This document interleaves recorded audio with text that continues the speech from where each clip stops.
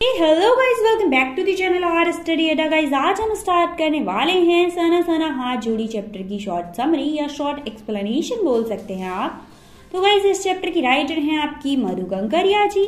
तो मधु कंकरिया जी ने अपनी लाइफ की एक ट्रिप के बारे में हमारे साथ डिस्कस किया है। वो बताती हैं कि सिक्किम की राजधानी गैंगटॉक और उसके आगे हिमालय की यात्रा बहुत अच्छी है, जो कि शहर की भागम भाग भरी जिंदगी से बहुत दूर है। हमारी राइटर जो हैं वो गैंगटॉक को मेहनतकश बादशाहों का शहर बताती हैं, क्योंकि वहां के लोग बहुत ज्यादा मेहनती हैं। गैंगटॉक में एक दिन जब वो होटल में रुकी हुई थी तो आसमान की तरफ देख रही थी अपने विंडो से। तो तारों से भरा आसमान ऐसा लग रहा था जैसे वो उनको अपनी ओर अट्रैक्ट कर रहा है, सम्मोहित कर रहा है। वहां पर एक नेपाली युवती ने उन्हें एक प्रे सिखाई थी, मेरा सारा जीवन अच्छाइयों को समर्पित। तो जब वो तारों को देख रही थी तो वो उसी प्रे को गाती हैं कि मेरा सारा जीवन अच्छाइयों को समर्पित। अगले दिन मौसम साफ नहीं था, इसीलिए जो हमारी राइटर थी मधु कंकरिया जी वो कंचनजंगा की चोटी तो नहीं देख पाई, बट ढेर सारे फूलों को देखकर बहुत खुश हो जाती हैं, क्योंकि जब वो गई थी उस टाइम में वहां पर इतने सुंदर फूल खिलते थे कि कोई भी इंसान मुस्कुरा उठे। जब उसी दिन गैंगटॉक में 149 किलोमीटर दूर युमथांग देखने अपनी ही एक पार्टनर या फिर सहयात्री कह सकते हैं जो साथ में चल रही थी, मणि, और जो गाइड थे जो उन्हें पूरी ट्रिप में गाइड कर रहे थे, जितिन नार्गे, उनके साथ रवाना हो जाती हैं। गैंगटॉक से युमथांग को निकलते ही जो हमारी राइटर हैं वो एक कतार में लगी सफेद सफेद बहुत पताकाएं देखने लगती हैं। जब वो जा रही थी तो रास्ते में पड़ी और हमारी राइटर देखना शुरू कर देती हैं, जो कि हमारे तिरंगे की तरह लहरा रही थी। वो पताकाएं शांति और अहिंसा का प्रतीक थी। उन पताकाओं पर कुछ मंत्र लिखे हुए थे। लेखिका के गाइड ने उन्हें बताया था कि जब बौद्ध मतावलंबी की मृत्यु हो जाती है तो उनकी आत्मा की शांति के लिए शहर के दूर किसी भी एक पवित्र स्थान पर 108 श्वेत पताकाएं यानी व्हाइट कलर की ये झंडे फहराए जाते हैं। इन्हें उतारा नहीं जाता, ये खुद ब खुद फट जाते हैं या खत्म हो जाते हैं। और कई बार यहाँ के लोग नए काम की शुरुआत के लिए, किसी अच्छे काम की शुरुआत के लिए भी रंग बिरंगी झंडे लगा देते हैं। अब गाइड जितिन ने बताया कि कविलॉग स्टॉक नामक स्थान पर गाइड फिल्म की शूटिंग हुई थी। जब वो उस जगह पहुंचे तो उन्होंने बताया कि भाई इस जगह पर गाइड फिल्म की शूटिंग हुई थी। आगे चलकर जो हमारी मधु जी थी उनको एक कुटिया के भीतर घूमता हुआ चक्र दिखाई दिया, जिसे धर्म चक्र या फिर पेयर व्हील भी कहा जाता है। आजकल आपको टीवियों में देखने को मिल जाता है, ये पुराने टाइम की बात थी जो बौद्ध धर्म में मान्य होता है। नार्गे ने बताया कि इसे घुमाने से सारे पाप धुल जाते हैं। ये सारी चीजें वो एक्सपीरियंस करती जा रही थी, सीखती जा रही थी और एंजॉय करती जा रही थी। जैसे जैसे वे लोग ऊंचाई की तरफ बढ़ रहे थे वैसे वैसे बाजार, लोग, बस्तियां आंखों से ओझल होने लगी थी। आगे मार्केटिंग एरिया नहीं था, लोग भी नहीं थे, बस्तियां भी नहीं थी, क्योंकि ऊंचाई पर जीवन जीना बहुत ज्यादा मुश्किल हो जाता है। घाटियों में देखने पर सब कुछ धुंधला धुंधला दिखाई दे रहा था। जब भी हम किसी ऊंचे स्थान पर खड़े होते हैं और नीचे की तरफ देखते हैं तो सब कुछ छोटा छोटा और धुंधला धुंधला दिखाई देता है ना, वही सिचुएशन थी। उन्हें हिमालय पल पल चेंज होता हुआ महसूस हो रहा था। किसी भी चीज के जब आप पास जाते हैं तो वो चेंज होने लगती है। जैसे किसी पहाड़ को दूर से देखो तो वो हरा हरा लगता है, बस जब उस पहाड़ के पास जाओ तो उस पर बहुत सारे पेड़ होते हैं, ठीक है, और वो बहुत ज्यादा बड़ा लगने लगता है। तो इसी तरह हिमालय के पास जाते जाते उनको उसमें बहुत सारे चेंजेस दिखाई दे रहे थे और वो पल पल बड़ा होने लगा था। मतलब जितने पास जा रहे थे उतना ज्यादा बड़ा लग रहा था वो। आगे चलकर 7 सिस्टर्स वाटरफॉल पर जीप रुकती है। सभी लोग वहां की ब्यूटी को अपने कैमरे में कैद करने की कोशिश कर रहे थे और कुछ लोग कैद कर भी रहे थे। झरने के पानी में हमारी राइटर मधु कंकरिया जी को ऐसा लग रहा था कि जैसे उनके अंदर की जितनी भी बुराइयां हैं, जितनी भी बुरी चीजें हैं वो सारी इस झरने में बहकर चली गई हों। जैसे जैसे वो लोग आगे बढ़ रहे थे वैसे वैसे नेचर अपना रूप बदल रहा था, मतलब और अच्छी चीजें आ रही थी और ज्यादा कलरफुल आ रही थी। और पहाड़ों के जितने पास जाएंगे ना आप, उतनी ज्यादा सुंदरता आपको देखने को मिलेगी। राइटर को और उनके साथियों को, हालांकि जितिन तो वहीं के थे तो उन्हें इन चीजों को देख रखा था, सुन रखा था, बट जो हमारी मधु जी थी उनको ऐसा लग रहा था जैसे कोई जादू की छड़ी घुमाकर सब कुछ बदल रहा हो, पल पल सारी चीजें चेंज हो रही हों। थोड़ी देर के लिए जीप थिंक ग्रीन लिखे हुए शब्दों के पास रुकी। थिंक ग्रीन लिखे हुए शब्दों के पास, क्योंकि वो भाई घूमने गई थी तो जहां जहां पर व्यू पॉइंट था वहां पर तो जीप रुकनी ही थी। तो जहां पर थिक ग्रीन लिखे हुए शब्द थे वहां पर जीप को रोका गया। वहां सभी कुछ एक समान था, मतलब सब कुछ एक साथ उनके सामने था। क्या क्या? बहते हुए झरने और नीचे देखने पर पूरी तेजी से बह रही तिस्ता नदी। सामने धुंध थी, ऊपर आसमान में बादल थे और धीरे धीरे हवा चल रही थी। जो आसपास के वातावरण में खिले हुए फूल थे ना, उनको हंसा रही थी, मतलब हिलाने की कोशिश कर रही थी और उनकी खुशबू को हमारी नाकों तक पहुंचा रही थी। और उस स्मेल से मेरे ख्याल से सभी लोगों के चेहरों पर स्माइल आ गई होगी, क्योंकि वो एक शांति भरा माहौल था। अब हमारी मधु कंकरिया जी वहां के लोगों से कुछ क्वेश्चन आंसर करने लगती हैं, मतलब वहां पर जो लोग रहते होंगे तो वहीं के एक वर्क करने वाले मैन से वो पूछती हैं, तो वो बताता है कि ये पहाड़ी रास्ता को चौड़ा कर रही हैं। कई बार काम करते करते किसी न किसी व्यक्ति की मौत हो जाती है, क्योंकि जब पहाड़ को डायनामाइट से उड़ाया जाता है तो उनके टुकड़े इधर उधर गिरते हैं। यदि उस समय सावधानी ना बरती जाए तो जानलेवा हादसा हो ही जाता है।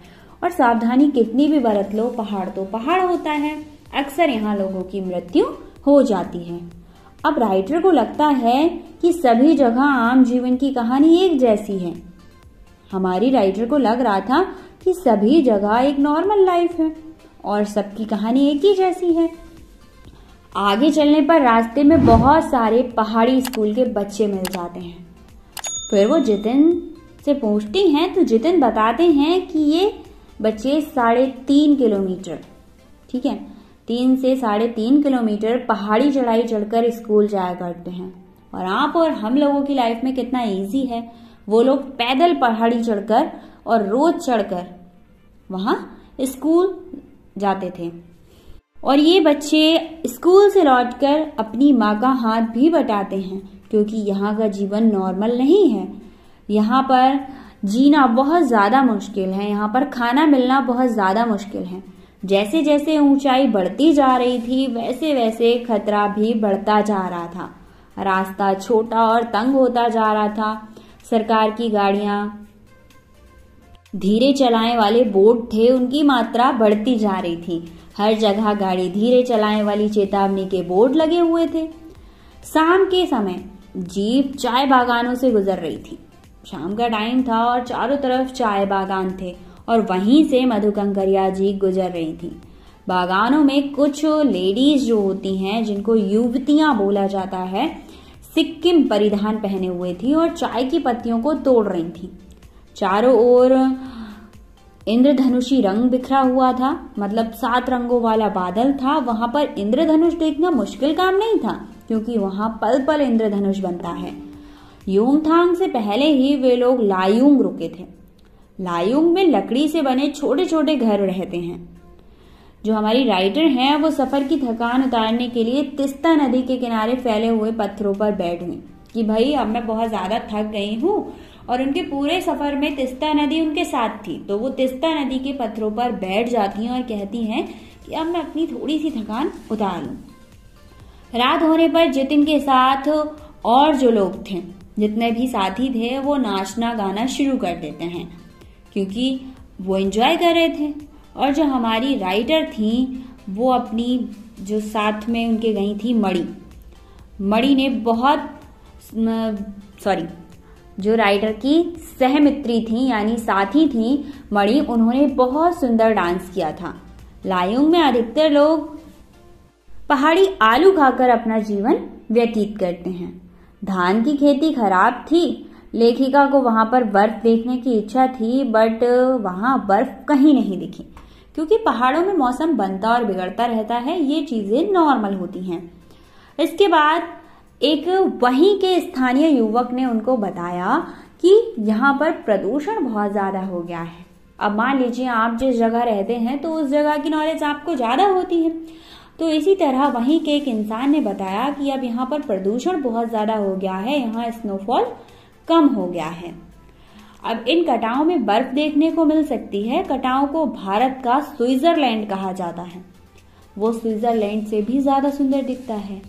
मणि, जिसने स्विट्जरलैंड घूम रखा था, तो उन्होंने वहां के लोगों से कहा, नहीं, ये स्विट्जरलैंड से भी ज्यादा सुंदर है। उन कटाओं को अभी तक टूरिस्ट स्पॉट नहीं बनाया गया था, इसीलिए वो अभी तक अपने प्राकृतिक स्वरूप में थी। ऐसा होता है ना, जहां पर टूरिस्ट जाने लगते हैं वहां गंदगी फैलाने लगते हैं, बहुत ज्यादा अमाउंट में लोग होते हैं और वहां की जो नेचर ब्यूटी होती है ना, वो कम होने लगती है। बट कटाओं को अभी तक एक टूरिस्ट स्पॉट नहीं बनाया गया था, इसीलिए वहां की खूबसूरती अभी तक बाकी थी। मतलब वहां पर खूबसूरत चीजें आपको देखने को मिल जाती थी। लायुंग से कटाओं का सफर 2 घंटे का था। कटाओं का रास्ता बहुत ज्यादा खतरनाक था। जितिन अंदाज से गाड़ी चला रहा था। चारों तरफ बर्फ के पहाड़ थे। कटाओ पहुंचने पर हल्की हल्की बर्फ गिरने लगी थी। हमारी राइडर को लगा था कि कटाओ जाऊंगी तो हर जगह बर्फ ही बर्फ दिखने लगेगी, मतलब गिरने लगेगी, बट हल्की हल्की बर्फ उनकी किस्मत से गिरने लगी थी। उनके साथ के सभी लोग वहां के नेचर की, यानी वहां की ब्यूटी की फोटो ले रहे थे। जो हमारी राइडर थी वो वहां के वातावरण को अपनी सांसों में समाने की कोशिश कर रही थी, अपनी आंखों से, अपनी सांसों से, कि मैं इसको ऑब्जर्व कर लूं और जिंदगी भर अपने साथ रख सकूं। उन्हें लग रहा था कि यहाँ के वातावरण में ऋषियों मुनियों ने वेद की रचना की होगी और यहीं का वो वातावरण रहा होगा जिसने ऋषियों मुनियों को वेद की रचना करने के लिए उत्साहित किया होगा या फिर प्रेरणा दी होगी। ऐसे बहुत ज्यादा सुंदर माहौल को देखकर कोई अपराधी हो, कोई क्रिमिनल हो, वो भी आध्यात्मिक हो जाए। मणि के मन में दार्शनिकता उभरने लगी थी कि भाई हर चीज को देखना है। वो कह रही थी कि प्रकृति अपने ढंग से सर्दियों में हमारे लिए पानी इकट्ठा करती है और गर्मियों में हमारे लिए बर्फ की सिलाएं पिघलाकर जलधार बनाकर हम लोगों की प्यास शांत करती है। मतलब पहले सर्दियों में वो बर्फ बना देती है और गर्मियों में धीरे धीरे वो पानी पिघल पिघल कर कहाँ आने लगता है, झरनों में आने लगता है और वही हम अपनी लाइफ में यूज करते हैं। तो ये क्या है? ये प्रकृति ही तो है, हमारी किसी के बस की बात नहीं है। ये प्रकृति का ये जो जल संचय करने का तरीका है ना, ये एकदम अनोखा है। ये तो साइंटिस्ट भी नहीं कर सकते। इस प्रकार नदियों और हिम शिखरों का हम पर एक ऋण रहता है। वो हमें पानी प्रोवाइड करते हैं और पानी के बिना जिंदगी अधूरी होती है। थोड़ा आगे जाने पर फौजी लोगों की छावनियां दिखाई देने लगी थी, मतलब कुछ फौजी लोग दिखाई देने लगे थे। क्योंकि अब बॉर्डर एरिया आ चुका था और थोड़ी ही दूर पर चीन की सीमा थी। अब हमारी राइडर फौजियों को देखकर उदास हो गई। बैसाख के महीने में वहां पर इतनी ठंड थी, वो लोग पौष और माह के महीने में, माह की ठंड में किस तरह रह रहे होंगे। मतलब जहां पर हम एक दिन एंजॉय कर सकते हैं, दूसरा दिन काटना हमारा मुश्किल हो सकता है, उस टाइम पर हमारे फौजी वहां पर तैनात हैं। वो अपना जीवन कैसे काटते होंगे। वहां जाने का रास्ता भी बहुत ज्यादा टफ था। कटाओं से युमथांग की ओर जाते हुए प्रियोता और रूडोडेड्रो ने फूल की घाटियों को भी देखा था। युमथांग कटाओं जैसा सुंदर नहीं था। जितिन ने रास्ते में बताया था कि यहाँ पर बंदर का मांस भी खा लिया जाता है। बंदर का मांस खाने से कैंसर नहीं होता। और युमथांग वापस आकर उन लोगों को वहां सब फीका फीका लग रहा था, क्योंकि वो एक अच्छे माहौल को देखकर आए थे, मतलब कटाओं को देखकर आए थे, और वहां से वापस आकर युमथांग में रहना तो सारी चीजें उन्हें फीकी फीकी लग रही थी कि भाई यहाँ पर ज्यादा ब्यूटी नहीं है, वहां पर ज्यादा थी। पहले सिक्किम स्वतंत्र राज्य था और अब भारत का एक हिस्सा बन चुका था। इससे वहां के लोग बहुत ज्यादा खुश थे। इन सारी बातों के बीच मणि ने एक और अनोखी बात पेश की कि भाई पहाड़ी कुत्ते केवल चांदनी रातों में ही भौंका करते हैं। ये सुनकर लेखिका हमारी हैरान हो जाती हैं। उनको लग रहा था कि पहाड़ी कुत्ते भी ज्वार भाटे की तरह पूर्णिमा की चांदनी रात को ही अपना असर दिखाते हैं। ज्वार भाटा शब्द सुना होगा जो समुद्र में होता है, ठीक है, तो वो भी चांदनी रातों के हिसाब से ही आगे आना और पीछे जाने वाला काम करता है। तो क्या पहाड़ी कुत्ते भी उसी हिसाब से चलते हैं? गुरु नानक की पद चिन्ह वाला एक ऐसा पत्थर दिखाया गया, मतलब जितिन ने एक ऐसा पत्थर दिखाया गया जिस पर गुरु नानक के पद चिन्ह बने थे, जहां कभी कभी उनकी थाली से चावल छिटककर बाहर गिर गए थे। खैदुम नाम का 1 किलोमीटर का ऐसा क्षेत्र भी दिखाया जहां पर देवी देवताओं का निवास माना जाता है। नार्गे ने पहाड़ों, नदियों, झरनों और वादियों के प्रति जो पूजनीय भाव थे ना, उनकी इंफॉर्मेशन दी कि यहाँ के लोग भगवान की मूर्तियों को कम, नदी, झरनों, पहाड़ों को ज्यादा पूजा करते हैं। हमारी जो इंडियन आर्मी थी उसके कप्तान शेखर दत्ता के सुझाव पर गैंगटॉक के पर्यटक स्थल बनने और नए रास्ते के साथ नए स्थानों को खोजने के प्रयास के बारे में भी बताया कि हम लोग गैंगटॉक को एक टूरिस्ट स्थान बनाना चाह रहे हैं और नए रास्ते भी बनाएंगे जिससे लोगों को आने जाने में थोड़ी सी सुविधा हो। तो ये सारी चीजें उन्होंने देखी और ये फील किया। तो आप भी जब कहीं जाते हैं तो घर आने के बाद अच्छा नहीं लगता ना, अच्छी अच्छी चीजों को देखने के बाद। तो वही था।